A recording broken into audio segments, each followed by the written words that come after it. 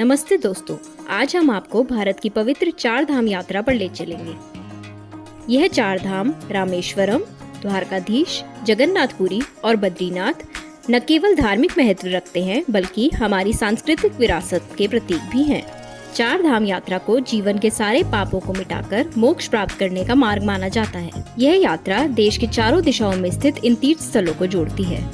तो चलिए इस पवित्र यात्रा की शुरुआत करते हैं। सबसे पहले हम चल रहे हैं तमिलनाडु राज्य के दक्षिण में स्थित रामेश्वरम। यह धाम भगवान शिव को समर्पित है और इसे 12 ज्योतिर्लिंगों में से एक माना जाता है। मान्यता है कि रामायण काल में भगवान श्री राम ने रावण का वध करने के बाद भगवान शिव की पूजा करने के लिए यहाँ शिवलिंग की स्थापना की थी। इस शिवलिंग को रामनाथ स्वामी के नाम से जाना जाता है। रामनाथ स्वामी का सबसे बड़ा आकर्षण यहाँ के लंबे गलियारे हैं, जिन्हें दुनिया के सबसे बड़े मंदिर गलियारों में से एक माना जाता है। मंदिर में करीब 1200 खंबे हैं, जिन पर सुंदर नक्काशी की गई है।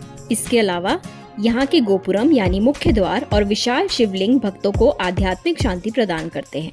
अग्रिम तीर्थम यहाँ का प्रमुख तीर्थ स्थल है, जहाँ समुद्र में स्नान करने से पापों का नाश माना जाता है। गंधमादन पर्वत पर भगवान राम के पद चिन्हों के दर्शन किए जा सकते हैं। अब चलते हैं गुजरात राज्य में स्थित द्वारका, जिसे भगवान श्री कृष्ण की नगरी कहा जाता है। द्वारका वही स्थान है जहाँ भगवान श्री कृष्ण ने मथुरा छोड़ने के बाद अपना राज्य बसाया था। भगवान कृष्ण को यहाँ द्वारकाधीश के रूप में पूजा जाता है।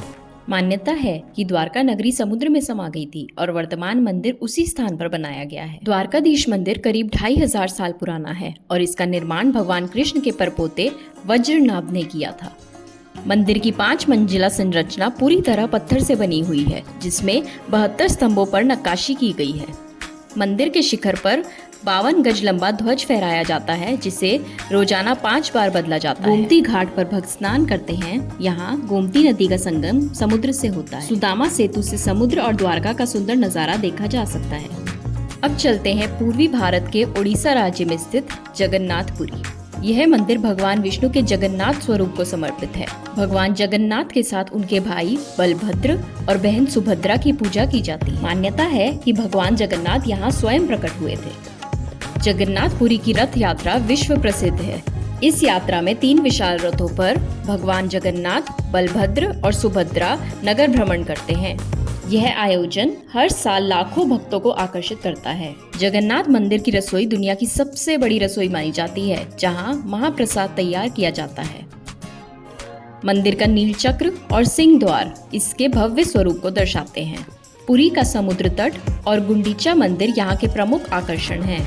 कहा जाता है कि पुरी में भगवान का प्रसाद ग्रहण करना विशेष पुण्य प्रदान करता है।